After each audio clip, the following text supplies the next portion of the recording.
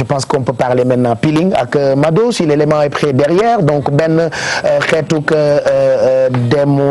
démonstration benn xeetu mbir la bu jëm ci wàllu dermatologie voilà.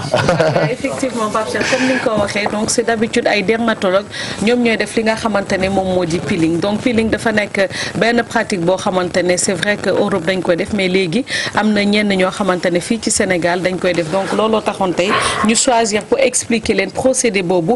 comment ça se passe donc bu ñu waxee peeling mooy maanaam déjà dafay jëm ci li nga xamante ne moom moo di sunu yaram donc quand on parle de la peau on parle de l'épiderme et du derme et tout le temps quand on parle du derme faut savoir de l'épiderme du moins mooy peau bi nga xamante ne moom moo c'est visible à l'œil nu mooy der bi ngay gis nii mais ci biir amaat na beneen boo xamante ne moom la ñu duppee derme donc à partir de foofu dañuy def li nga xamante ne moom moo di traitement boobu wala pas traitement je sais pas comment on dit ça mais opération wala pratique boobu je devrais dire pratique boobu ñuy def ci li nga xamante ne moom moo di deru nit ki donc tey dinañ waxee juste le peeling facial moom comme ni ko Pape Cheikh waxee woon donc lan lay consister donc faut savoir que ay produits yoo xamante ne moom la ñu jël appliqué ko ci li nga xamante ne moom moo di biir derme bi donc ay substances chimiques la donc quand on parle de substance chimique on peut parler de benn produit boo xamante ne acide la tudd donc acide boobu faut savoir juste nag que ce sont des acides à base de fruits au fait donc ce qui veut dire que du am gaañ boo xamante ne dafa bare ci li nga xamante ne moom moo di nit ki donc lan mooy njëriñam dafay provoquer maanaam li ñu duppee destruction limitée wala contrôlée parce que sànq wax nañ ko dermatologue moo ko def donc am na dosage boo xamante ne boo ko dépassé wala bu fekkee contrôlé wu ko comme nu mu waree rek mun na la jox li nga xamante ne moom moo di safaan bi donc njëriñ bi nag lan la parce que dafay dimbali nit ki pour mu régénérer li nga xamante ne moom moo di couche détruite yi nekk ci yaramu nit ki lan moo koy waral la plupart c'est parce que parfois da ngay jël coup de vieillesse bu fekkee da ngay màgget sa fibre élastique yi nga am dafay wàññeeku donc ce qui veut dire que boo jëlee acide boobu def ko dina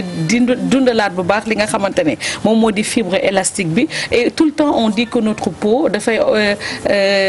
dafay régénérer wu mais toujours dafa am li nga xamante ne moom moo di collagène et quand on prend de l'âge on a tendance à vous dire que collagène boobu dafay wàññeeku d'où l'utilité de faire ce peeling là parce que acide yi nga xamante ne moom ngay def di ko jam ci sa biir yaram fait par un dermatologue toujours je persiste donc dina taxaat li nga xamante ne moom moo di collagène boobu gën a boosté wu te dina tax yow it sa yaram dina gën a retrouver li nga xamante ne moom moo di beauté donc en termes dermatologiques wala ñun les esthéticiennes on parle beaucoup de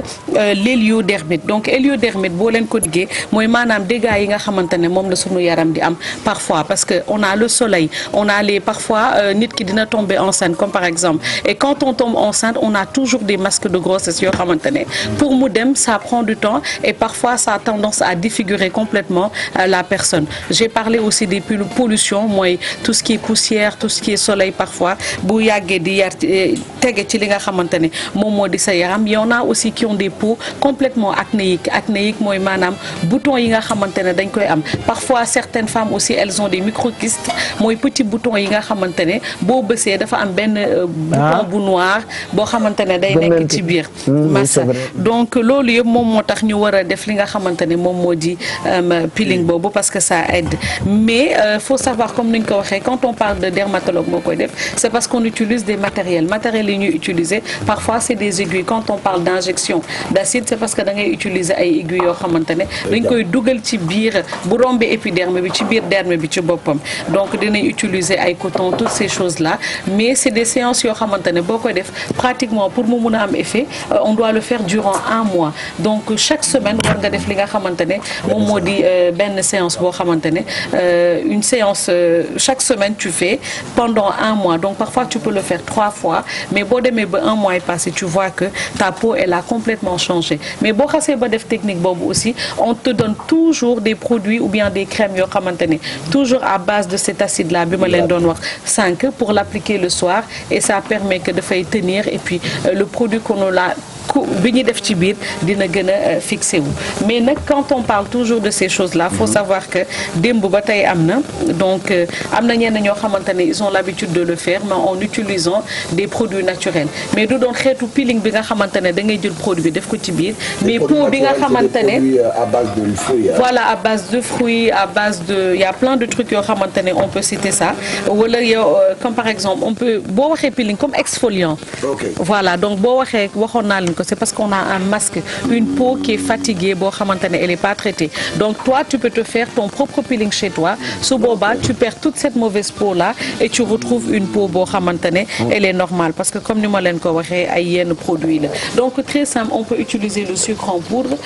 tout le temps nga essayer ko mélanger ko ak li nga xamante ne moom moo di sa huile d'olive wala li nga xamante ne moom moo di sa miel appliquer ko ci sa kanam ku xam ni miel bu yàggee dafay wow donc après boo koy nettoyer avec de l'eau chaude et tout tu verras vraiment que à la limite tu t'es pas fait un peeling chez le dermato mais toi tu t'es fait ton propre peeling te sa yaram dina naayi dina baax te décembre bi je pense que les gens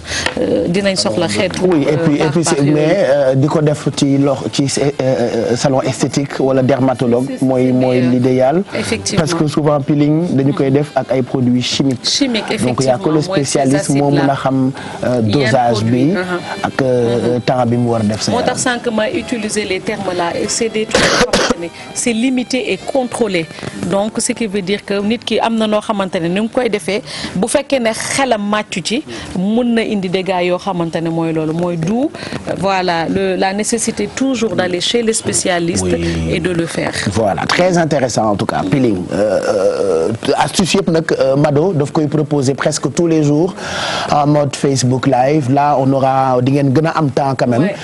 pour di ko poser ay questions directement sur sa page Facebook je pense que loolu c'est très pratique sinon ci télé bi on ne peut que tënk expliquer ngeen comprendre de façon globale mais tout sera détaillé d'habitude après-midi ci page Facebook de Mado peeling et d'autres astuces yoo xam ne ni ça peut toujours être intéressant que pour góor que pour jigéen parce que souvent on pense que bien-être moom pour jigéen kese la mais góor itam war na di toppatoo yaramam di am peau bu baax xam nga di dindi ñoom morxook yooyu noonu dafa baax ay tooy c'est toujours bien quand même de dem ci ñi nga xam ne ni ñoo yëngu ci wàllu esthétique quand même pour ñu lay jàppale ci wàllu bien-être voilà dermatologue et tout ça c'est intéressant merci en tout cas Ndeye Malé ñu ngi lay gërëm